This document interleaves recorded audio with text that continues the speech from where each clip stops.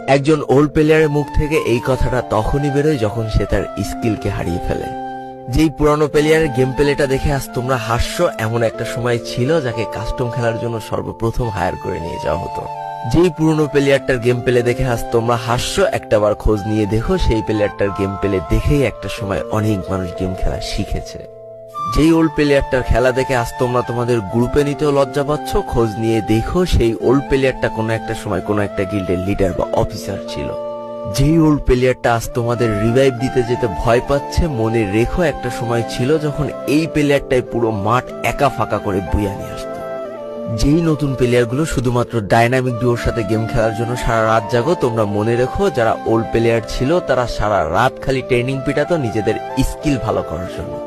আমি জানি আজকের দিনের যারা অন ট্যাপ মারা প্লেয়ার তারা কখনোই ফিল করতে পারবা না যে বসে জুম করে উঠে হেডশট মারার মজাটা আসলে কি ছিল।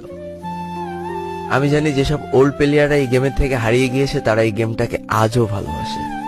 জীবনে এমন হাজারো ওল্ড প্লেয়ার আছে যাদের ফ্রি ফায়ারই ছিল জীবনে প্রথম রাত জাগার কারণ।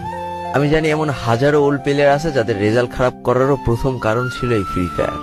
আজকের দিনের নতুন প্লেয়াররা উচ্চ স্বরে বলে আমি ফ্রি ফায়ার গেমটাকে প্রচুর ভালোবাসি, আর যারা ওল্ড প্লেয়ার ছিল তারা বলতো ফ্রি ফায়ার আমার ইমোশন।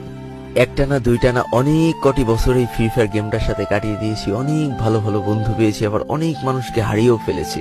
আমি জানি এমন অনেক ওল্ড প্লেয়ার আছে যারা এখনো এই ফ্রি ফায়ার গেমটাকে দিনের পর দিন খেলেই চলেছে সেই ইমোশনের জায়গা থেকে। স্যালুট তাদেরকে।